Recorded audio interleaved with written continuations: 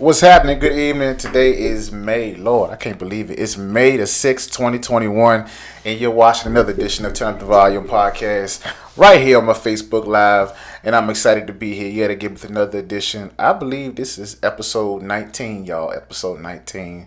And I am yet again having the time of my life. I love talking to people. I love having all kinds of people on my show and talking about stuff that affects the African American community and that just affects us in general. And so I'm excited, and I'm not going to prolong because we got an awesome show, awesome topic. I have a special guest that I met through my wife.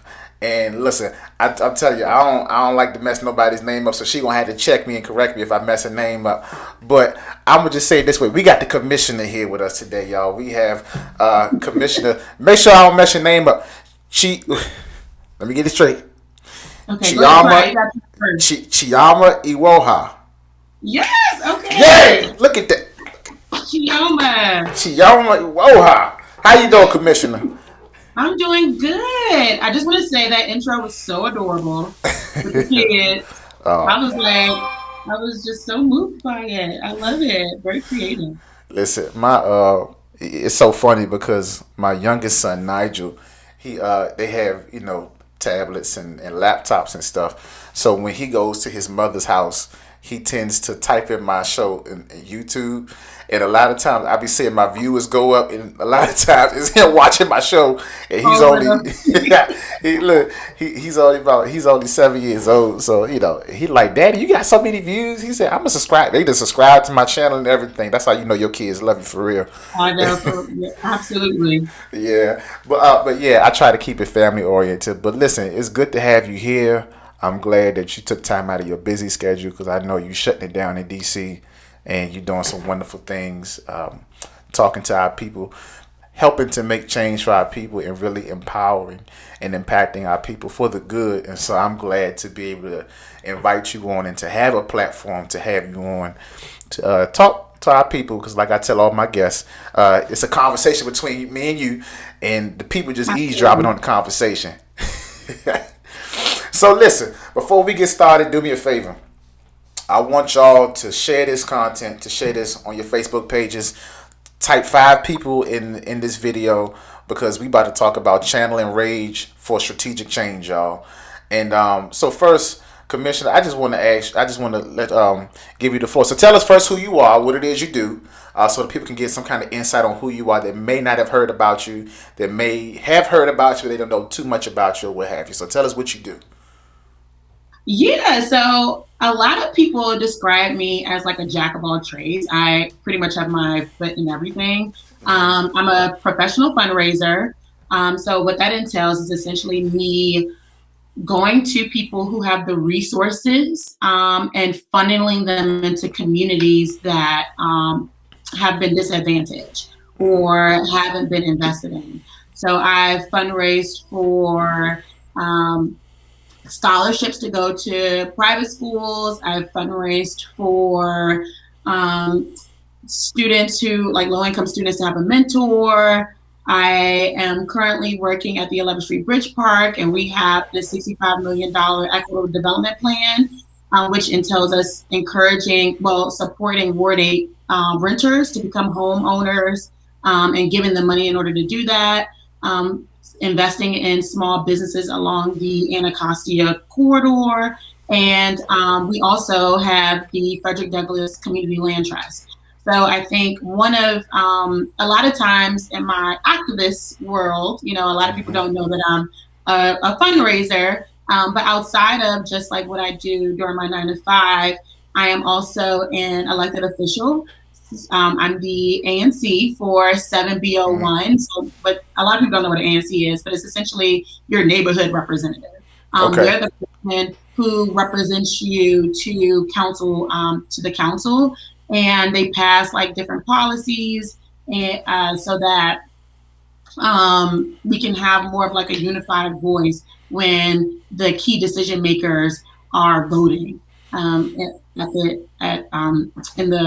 Capitol Hill, not Capitol Hill, but in the Wilson Building. And I'm also an at-large committee woman for the DC Democratic Party. Talk about a So jack of all trades. You doing everything. Look at you.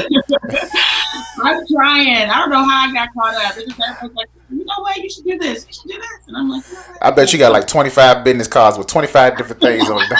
I literally do. I have like, I need to just consolidate it all into one. But yeah, for the DC Democratic Party, essentially what I do is I increase voter participation. A lot of people do not understand the Democratic platform, and they want their issues centered. And so it's my job to really go out in the community and hear what they want the Democrats, what issues they want the Democrats to center. And then I run a youth organization also. So Like is that like the 10th thing I done heard you did? I lost track like after 2 or 3, but go ahead. So yes, one of the things that I think is really important is to center youth voice. And as a native Washingtonian who actually was a part of like Determined Teens Take a Stand through this after school program Flock, I would go out at the age of 15 and talk to my peers about issues that were impacting us, and adults cannot speak in the room, right? It was about us exercising our power, us exercising our voice, and then taking those issues to the council. And I replicated that. So I have a youth organization, and they do exactly the same thing. Every Saturday, we're out on the streets doing some form of community engagement, talking to young people, talking to folks who live in the neighborhood, and they get paid to do that. So they're developing their skills at going out in the community, talking to folks who are doing the work, and then taking that information and educating other people in their communities. So how did you get involved in this work? What was that defining moment that led you to say, hey, I want to do public service. I want to be involved in the community. I want to be involved in things that affect my community. Because I think that's very important. A lot of times when we talk about, what is our why? Why do we do the things that we do? So was there like a defining moment? Was there something that you experienced that caused you to want to get involved in the kind of work that you do? That's such a great question. You know what? I've always been like the person who is like going to, like in high school, I'll be like going to protest in front of like the embassy. And like, and it's just, I think, I don't know if there is like one specific thing, but I had so many people that poured into me. And when you see just like small injustices happening, I think it's just human nature to want to resolve the problem, right? And I think oftentimes people who aren't like that is because they've gone through so much trauma in their lives, they've kind of like shut that part of themselves off.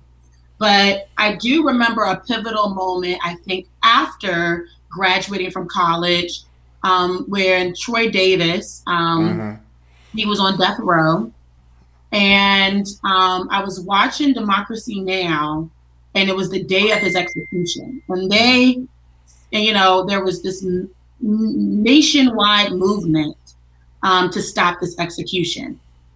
And so I watched Democracy Now!, heard his lawyers, trying to, appeal to the public to go out and protest and ask for a stay. And I was just like so moved that I kind of like left my house, because I saw on my Facebook that the Howard students were marching down to the White House. So I was like, I'm going. I threw on some clothes, ran out the house, and actually passed these group of high schoolers who are my friends now. And I told them about Troy Davis. They didn't know me from nothing. They were just coming back from school. They were like, out there playing, horsing around. And I'll walk up to like a group of them and I'm like, Troy Davis being executed. I'm about to go down to the White House, and basically made like a heart-to-heart appeal with them.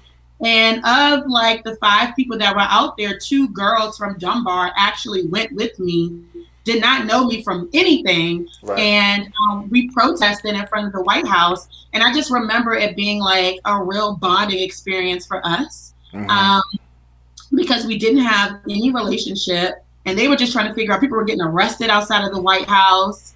And we ended up all marching up to to the Supreme Court, Yeah. and we were just like until like the nighttime, right? So for about 5 or 6 hours, we were just out there exercising our voice, connecting with people, and they hadn't issued a stay. They didn't do anything yet, but I was like extremely hopeful. I was really hopeful that what I had done had made a difference. Yeah. And then I left. I got on the metro, and by the time I got off the metro, um, he had been executed. Mm. And I think that was really a pivotal moment for me because I had to make a choice. Yeah. I had to decide, what am I going to do in order to keep the movement going?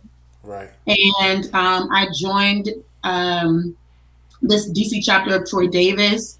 And every 21st of the month, he was executed on September 21st, we would hold some sort of political education workshop and engage people in the community. And I think that was the foundation for me post college, where I was like, I'm really committed to this. Mm-hmm. And, no one's going to get in the way of me exercising my voice and exposing the criminal injustice system for what it is. Now let me ask you this.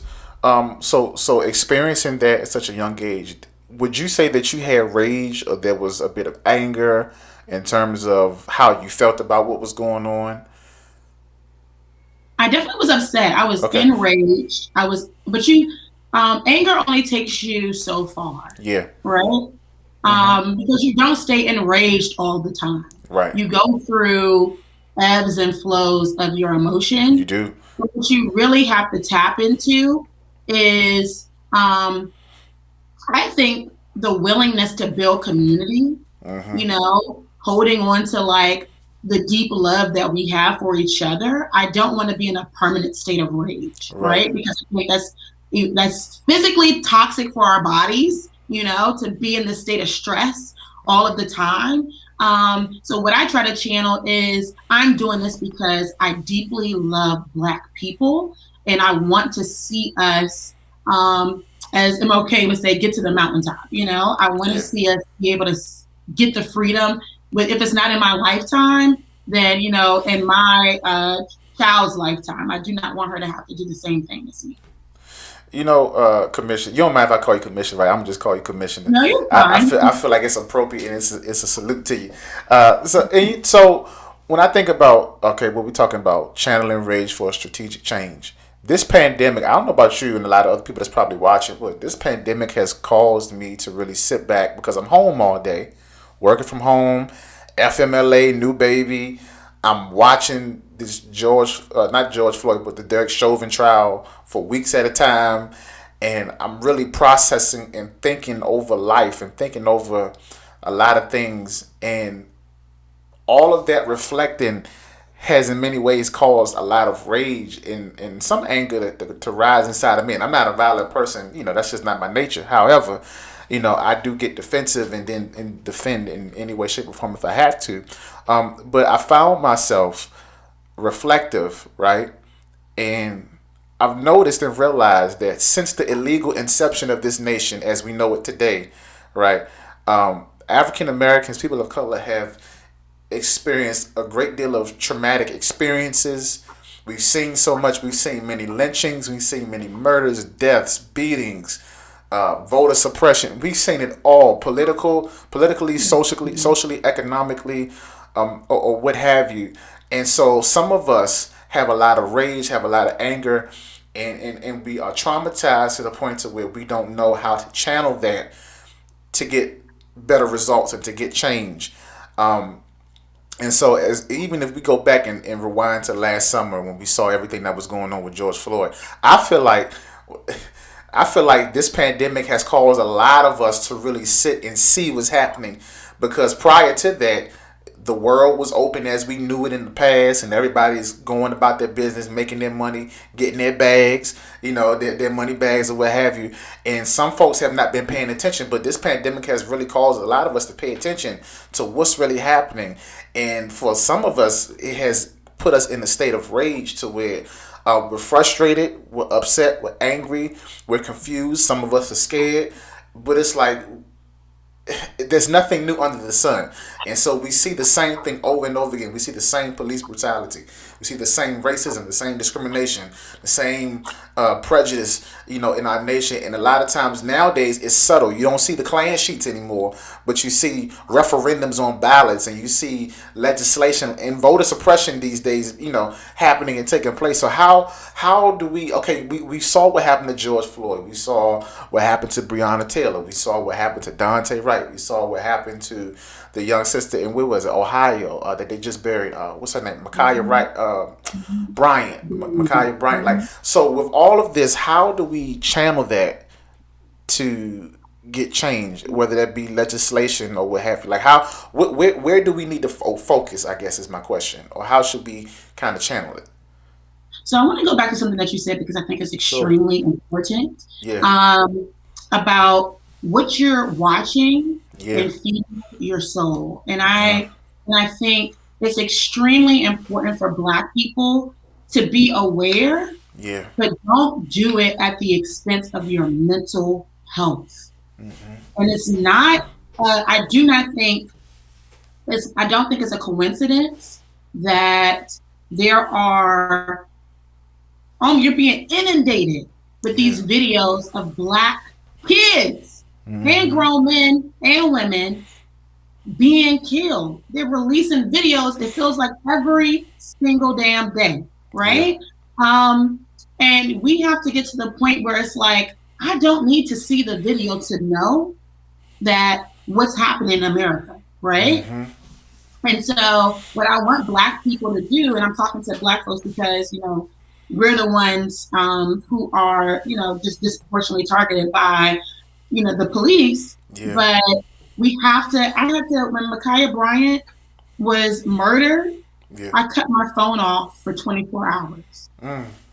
I knew. That's real, though. That's real emotions and feelings, my whole day. I just knew, and you still can't escape it fully. Yeah. But you have to be aware of what you're feeding your spirit and what you're feeding, like what you're taking in, what visualizations you're taking in, right? And so I think one thing that we need to do as a community is to be very conscious of what we're taking in, right? And what we're feeding our spirit and our soul, because you can be stuck in a state of rage, and that's not what we want, right? We want people to feel joy. We want people to feel like they can, can feel empowered to fight the system itself, and still build community and feel joy. Like even during the enslavement of Black people, joy was not absent. We still were able to build through song, even in the most oppressive state that you could be in. So I think it's extremely important for us to be able to center things that feed us, so that we have the momentum to carry things forward. So I think your question was, what can we do to mobilize and to kind of fight the system? And what I think first is, like I said, feeding your soul with positive imagery of Black people. Don't always take in the negative images. Be aware of who your representatives are. Like, ANCs have a lot of power. You need to know who is your neighborhood representative and what are they doing about this particular issue, right? Right now, there is a movement in Washington, D.C. to defund the police and reinvest that money into communities. Right now, we spend $500 million on policing in our system. In our city, we are the most policed city in the nation. And so what we need to be able to say, you know what, we don't want money to go to these to militarize our police departments, right? We want that money to go towards schools in Ward 7 and Ward 8. Right? We want that money to go towards more affordable housing, so we have less homeless people living on the streets, right? We want money to go towards real healthcare providers who can show up and work with somebody who's having a manic episode, right? And a mental health crisis, right? We don't always need police to show up, right? What does it look like for us to not have the police show up for everything. I mean, even the police enforce traffic, you know, like speeding, right? They're on the streets and they're distributing tickets. The police don't need to do that, right? Because even traffic stops that we've seen have turned into murders. Violent, yeah. Yeah, and so we need to be very clear that we don't want to spend $500 million of DC's budget on militarizing our police department. Mm-hmm. You know, we need to spend that money elsewhere. And oftentimes, if you sit down in these council hearings, they're talking about, oh, we don't have money for housing. Oh, we don't have money for education. We don't have money for this. But you got money for police. But you got money for the police. Yeah, yeah, right? and that's a true statement. Like it's sad, but that's the reality of the nation that we live in. You know, and not just DC. You got cities all over this country that spend a great deal of money in policing, but less in mental health services, less in social programs that will help, I guess, for lack of better words, level the playing field so that everybody can have. You know, some people want people to pull themselves up by their own bootstraps. Some people don't even have boots to put on. You know, Right. and so and people are already at a disadvantage a lot of times, especially people of color. And I think that that's a great way to start out. You know, and so but it seems like when we take one step forward, white supremacy loves to push us two steps backwards. And what I mean by that is this. Okay, so let me ask you this: the Derek Chauvin verdict, right? Did you feel like it was enough? Because I personally felt like while we had the verdict, it was not enough for us to celebrate. It was like a sigh of relief, but we still had. But there's no. But legislation still needs to be changed. Like there's stuff that still needs to be in place so that stuff like this does not happen. You follow what I'm saying? And so with that, I feel like now I don't know if you heard. Now they're trying to really kind of overturn the whole verdict because one of the jury members went to the March on Washington, had a shirt on that said, "Get your knee off of our neck."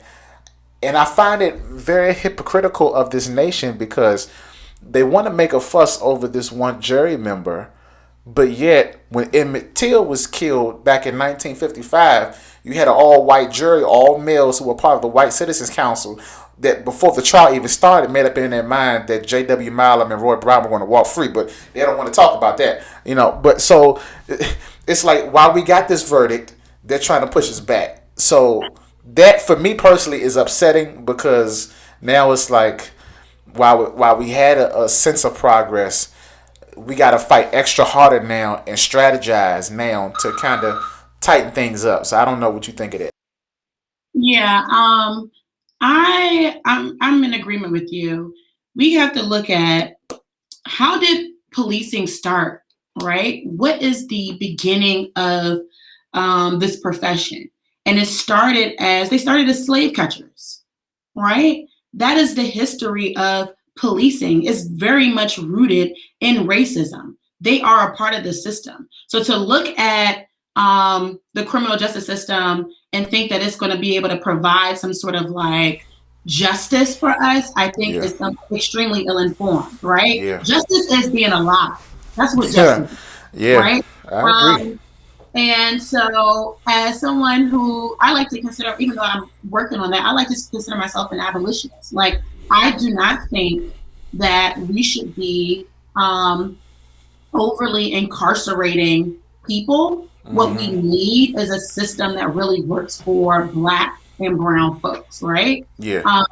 And so I would say what justice looks like is us, getting reparations, right, for the harms that were caused to us. It's being able to defund the police and funnel those resources into the community. Black people are the ones who are being overly incarcerated.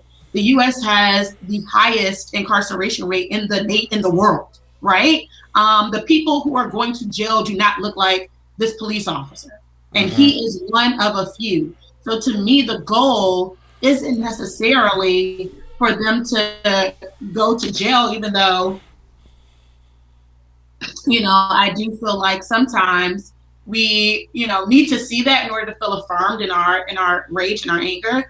But we really, what justice looks like is to decriminalize a lot of these crimes, get people out of jail. We're over-incarcerating people. Most people who are incarcerated are there for non-violent offenses, and they look like us.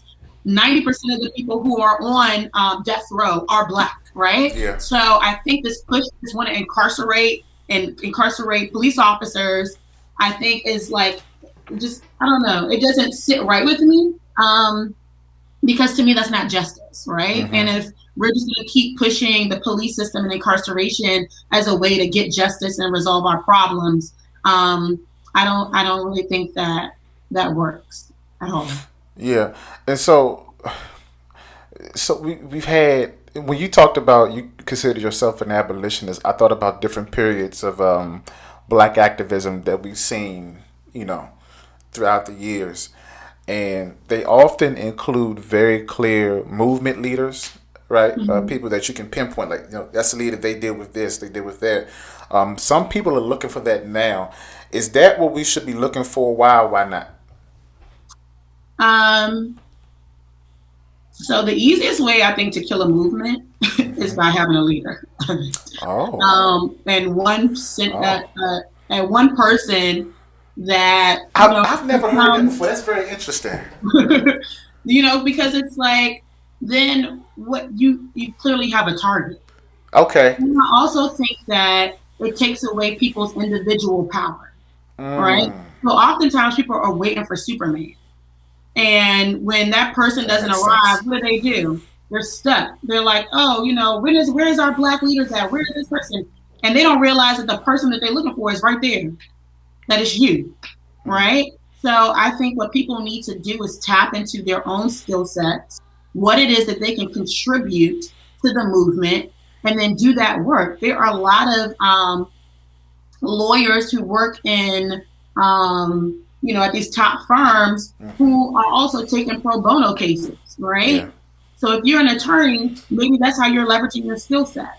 For me, I'm a fundraiser. The way in which I may leverage my skill set is to make sure that the movement is funded, right? If you're a community organizer and your roots is in community organizing, then you're knocking on every door, making sure that the people know what's going on in the community, right? If you're, it's just, there are different things and ways in which people should show up. The teachers, right? If you are a teacher, then you're educating the students in your classroom about what's going on. And so the movement is everybody. And oftentimes people are stuck because they're looking for the next MLK, the next, Martin Luther King or Malcolm X, and that, I don't think that that's the way in which we build movements.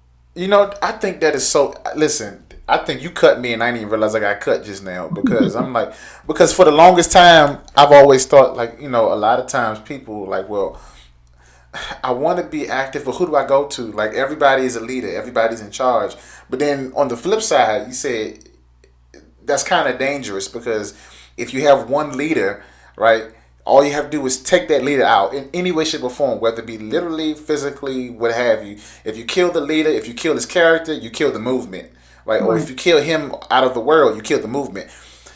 But as I listen to you talk, when I sit and think about it, I thought about the assassination of MLK, and I'm a big MLK, I love MLK, right? And so when I thought about his assassination, once he was taken out, everybody was kind of all over the place. I don't care who came into leadership. Even when Ralph Abernathy took over, the SCLC was not the same, right? Because everybody knew that this was our one leader, and they knew, white supremacy knew that if we took King out, we're going to dismantle bit by bit everything that they done, that they're trying to do, and they would never kind of get back, on top, because they knew that was the Black people's one particular leader. Same thing with Malcolm X, and that is an awesome point, and I need to reflect on that some more, because that's some true stuff, and so and I guess the beautiful thing about it is in every city there's a group here, there's a group there. And I guess what you're saying is find you a group, link up with a group, right? It doesn't have to Absolutely. be as big as the SCLC Right. and getting all this notoriety and publicity, right? But as long as you can just focus on your individual communities, which is very important too, because while a lot of times when it comes to voting and legislation, people only think about who they put in the White House, but who are your governors? Who are your mayors? Right? Who are you putting in? As prosecutors? Who are you putting as police chiefs and people who are running your individual cities and states? Because those things go a long way. And then mind you, a lot about Republicans, they love to let the states manage their own. And so if you got a lot of that going on, then you need to make sure that you're looking at that too, and not just looking at who's sitting in Pennsylvania Avenue on 1600 Pennsylvania Avenue. Absolutely. You know. Absolutely. Yeah, I mean, and I think, I the main point that I really wanted to get across is that people have what they need in order to in order for us to like fight the system. And I Mm-hmm. think a lot of people feel like they're immobilized, that they can't do it, that they're waiting on somebody else, and Yeah. then it just like cuts them off at the cuts the legs off, because then they're not thinking about, okay, what is it that I have that I can contribute, Mm-hmm. right? What is it that I can do that I can contribute? So I definitely believe in pods. I Mm-hmm. like I'm an ANC. I have my own little pod over here in 7B01, and I'm having real conversations with people who do not think like me. They want Mm. more police, right? They're like, these badass kids. They over here. They're doing this. They're doing that. We need to double up on the police. And so it takes meeting people where they are, right? Be helping them shift their framework to say, you know what, that little boy who stole the package off your doorstep, you could probably engage him or his parents and not have to call the police on him, right? But that Yeah. you do that by building community. When you have Mm-hmm. community and everyone knows each other, there's that level of trust and accountability that does Yeah. not really, I feel like, is missing from a lot of communities. So my goal is to make sure that people know each other. They know how we can support each other. And when someone is doing something wrong, that we as a community can stand up and address it versus having to call this outside, police force to come in and funnel this child or whomever through the criminal justice system, right? Yeah. And like there are some incidents where your life is immediately in danger and you need to call somebody, but I think there are a lot of incidents where we end up calling the police and then someone ends up either hurt, dead in the system for things that were very minute. I think about Micaiah Bryant, that whole situation. Like I saw a whole grown man in that video. Mm-hmm. Her it, problem. it, that's a problem. You see a whole grown man in that video, right? You see parents, adults there, even those that are filming it. But I would like to know, was there any kind of interjection from the adults prior to the cop getting there? Mm-hmm. Because and this is what it means when we say it takes a village to raise a child. It takes a village to come together and say, hey, before we call, like what you said, before we call police, we need to deal with stuff in our backyard first before we try to call outside folk. Because regardless of how you look at it, right? Then you have some people that look at that situation and say, well, he was protecting the other female in the pink because she was about to get stabbed. Yeah, well, regardless of all of that, the reality is, who's to say that white cop probably could have gave 2 cents about that girl in the pink? Because the reality is, when it comes to African Americans, the notion is always to go from 1 to 1,000 and always to shoot to kill, right? But when it's people of Caucasian descent or white folks, it, you don't the notion or the first knee-jerk reaction is not to shoot to kill, it's to always de-escalate. But with us, they always seem to escalate situations and escalate, you know to escalate to the point to where we see an early grave for no reason.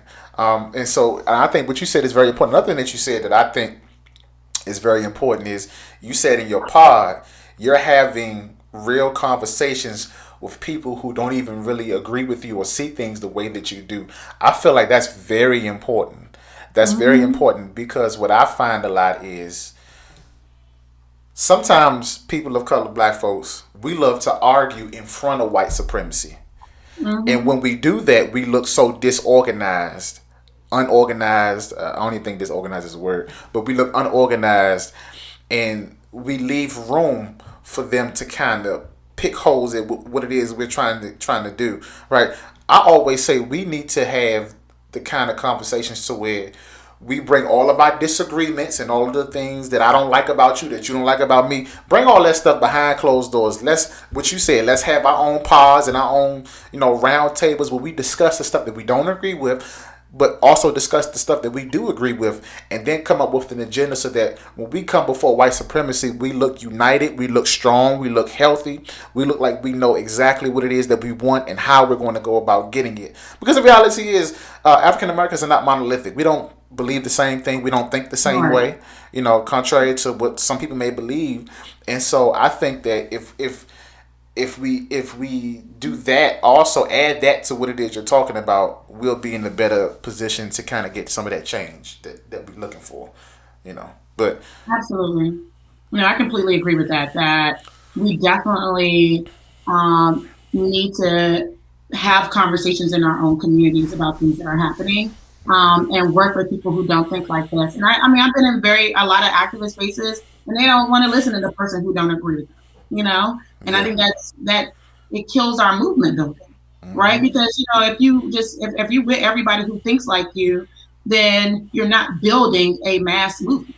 And part of building a mass movement is meeting people where they are. And we know a lot of Black folks, often rely on the police for safety, right? Yeah. Elderly Black folks in the community that I'm a part of, they're like, we need more police, we need more of this, we need that. So as they're building their relationship with me and they're learning to trust me, then they're more open to my point of view. When I'm saying, well, why don't we do this, right? We have the tools that we need in order to address this issue. You don't have to call the police on the people because they're leaving trash outside. Why don't we do community cleanups, right? Yeah. When they see that the people in the community actually care about keeping the community clean, and then they'll come outside and join us. And that's exactly what's happening, right? We've had similar issues over and over again. And when you shift the way in which you address the problem by building with the residents that you live with, it changes. And now you're less dependent on all these other agencies to come in and fix the problem because we're able to do it ourselves.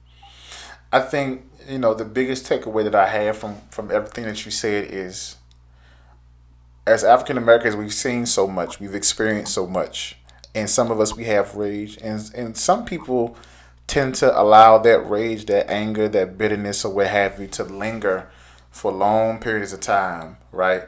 Rage has its place, anger has its place, but there has to come a time to where we say, although I have this rage, I have to be able to be strategic, right? Because if I really want to see change, I have to step outside of my emotions.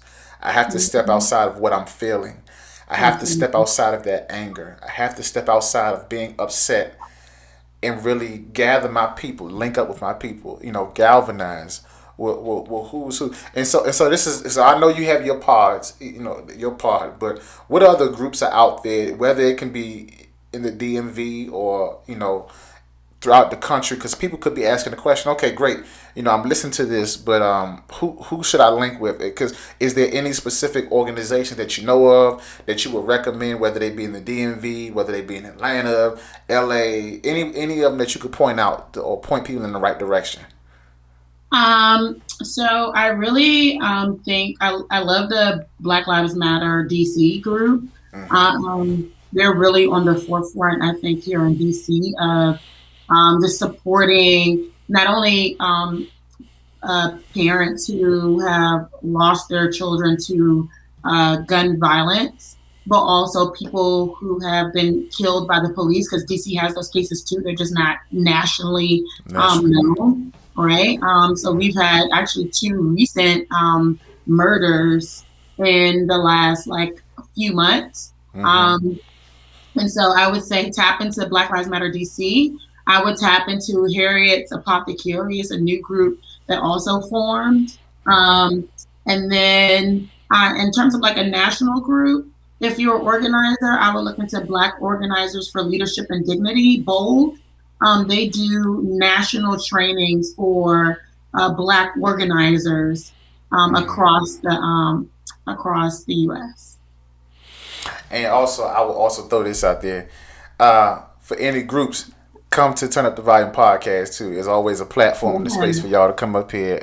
Because honestly, and I say that for real, because a lot of people do podcasts, a lot of people go live and do all kind of stuff. But this is partly of what I want to do to give back and to be able to bring those conversations, like I talked earlier about having those conversations amongst our own people, and this is my way of having that platform to where my people can come with diverse opinions, with different experiences, different backgrounds, different ways of thinking, right? To come together to see what other perspectives are out there, to see what other opinions and viewpoints are out there, what other experiences that people may have had, to come together to kind of make you think. And that's all my show is about, is really to make you think, to make you to make sound decisions to the point to where you can go back to your reality, whatever that may be, and say, hey, I'm going to rethink about how I respond to this, how I'm going to handle this.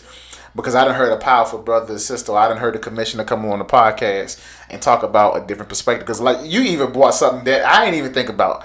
It's kind of dangerous to have one. I swear to God, that's the biggest takeaway I'm taking away from this is it's kind of dangerous to have one leader, right? Because if you kill a leader, you kill a whole movement.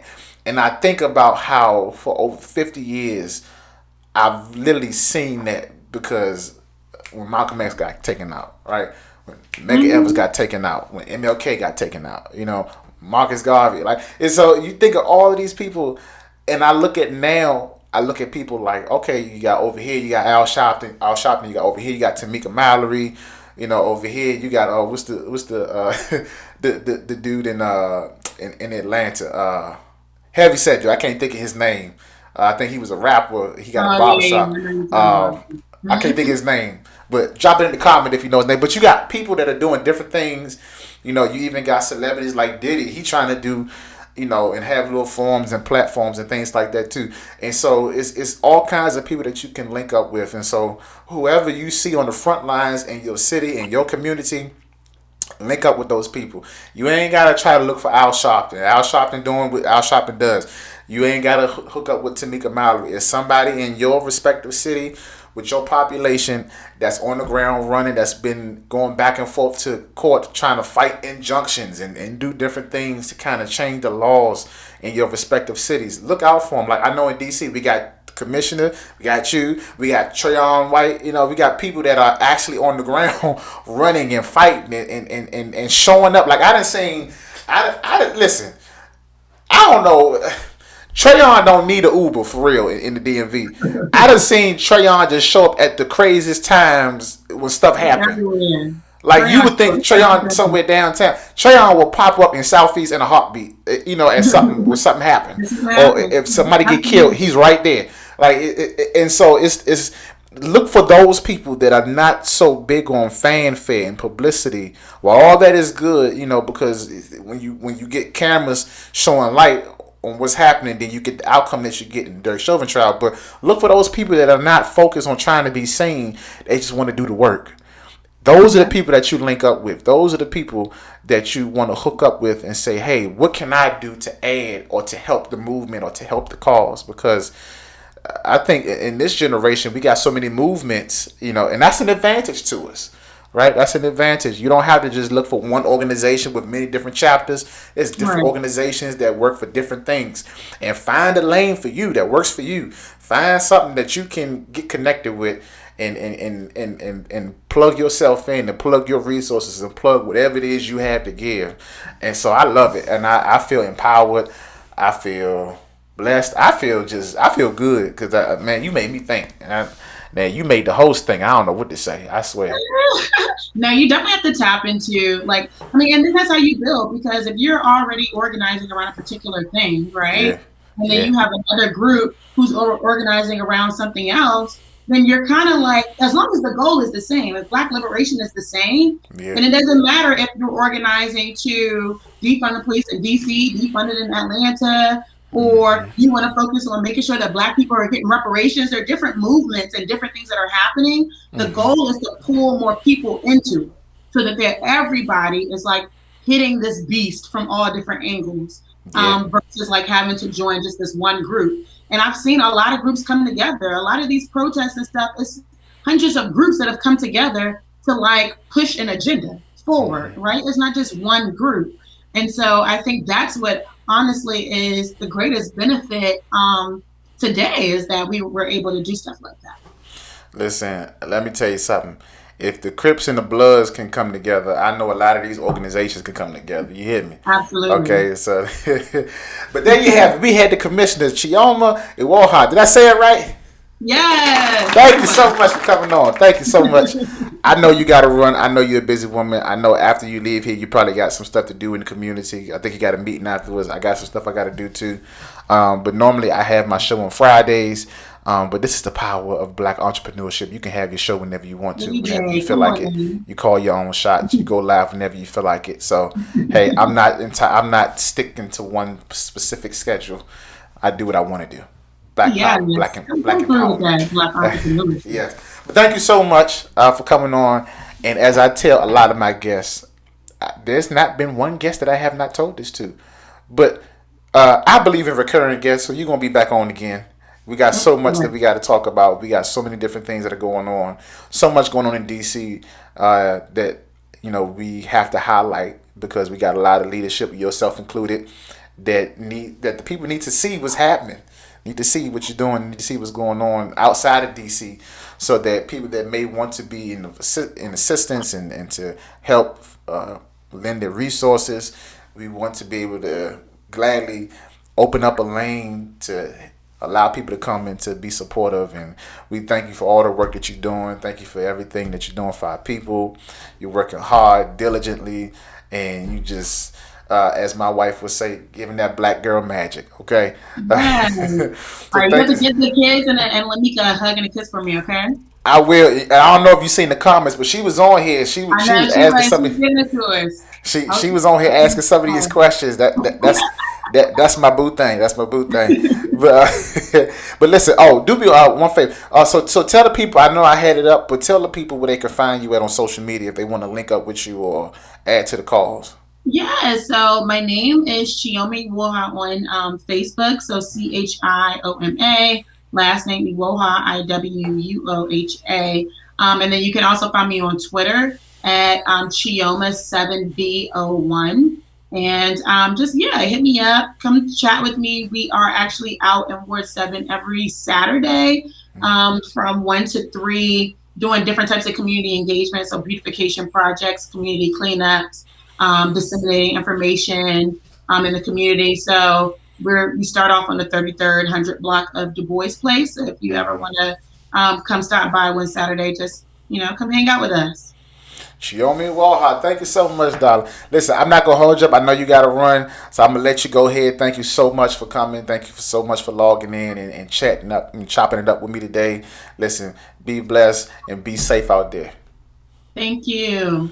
There you have it, y'all. We want to thank the commissioner for coming on. Listen, y'all. If you like what we do, if you like the work that we do, I try to bring positive people that have something to say, people that are going to empower, and I try to keep a positive show and keep a good show running for you guys so that you guys can feel empowered, uplifted, and edified in all that we do. Listen, if you want to be a blessing and donate, feel free to be a blessing and drop something in the Cash App right there at my Cash App at $ DJ Carroll 91. Also, I actually have, if you want to donate, you can donate to, that's my Cash App. I put it wrong. That's my Cash App, $ DJ Carroll 91, or Zelle me at DeontayJCarroll@gmail.com. Let's keep this thing going. Listen, I try to bring you guys something professional, bring you guys a quality show, and it takes money to do this, to keep this going, to keep the software going, and all this other kind of stuff. But listen, we want to thank the Commissioner Chioma Iwuoha for coming on. Yes, I got a name right this time. And listen, next Friday, we have yet another recurring guest. She is your favorite, the good Reverend Jessica Mitchum. big ups to her. We want to send congratulations to her because she's actually getting ordained this week in the AME Church. This is her ordination week where she's being ordained as an elder. And so next week she's coming back. We're going to have another conversation and talk about another aspect of post-traumatic stress. The African Americans dealing with post-traumatic stress and all that has gone on and that is going on in our country, and how we're going to deal with that. How do we deal with that? So yes, I want my people to be in a great mental space, in a great mental place. Listen, I love y'all. Y'all be blessed. Y'all stay safe. Do me a favor. No matter what's going on in this world, no matter how bad it is, don't let nobody take your voice from you.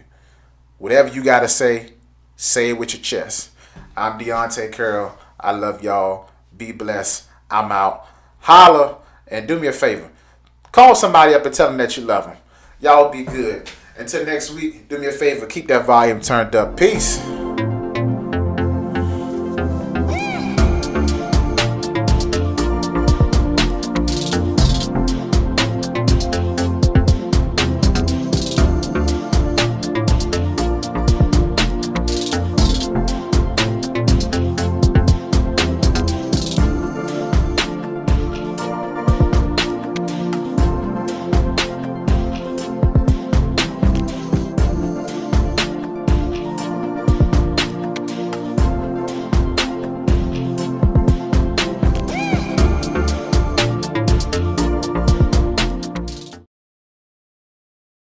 Hey, what's happening? This is Deontay Carroll, host of Turn Up the Volume podcast. And listen, I want to let y'all know something. You can follow us on many different platforms. You can follow me on Facebook at Deontay J. Carroll Sr. You can also follow me on Twitter at Deontay J. Carroll, no apostrophe. Also, I'm on Instagram at Deontay Carroll, all one word, no apostrophe. And lastly, you want to follow me on YouTube at Deontay Carroll, because I post all of my episodes and post all of my shows from the podcast on my YouTube page. So if you want to continue to stay connected, make sure you like, share, and subscribe, and follow me on all of my social media platforms. And remember, until next time, keep that volume turned up. Peace. Be blessed. Follow us on YouTube. Go to YouTube. Type in my name, Deontay Carroll. Make sure you look for the logo. No apostrophe needed. Then after you type in my name, hit the subscribe button. The subscribe button is in big old red letters. And then hit subscribe.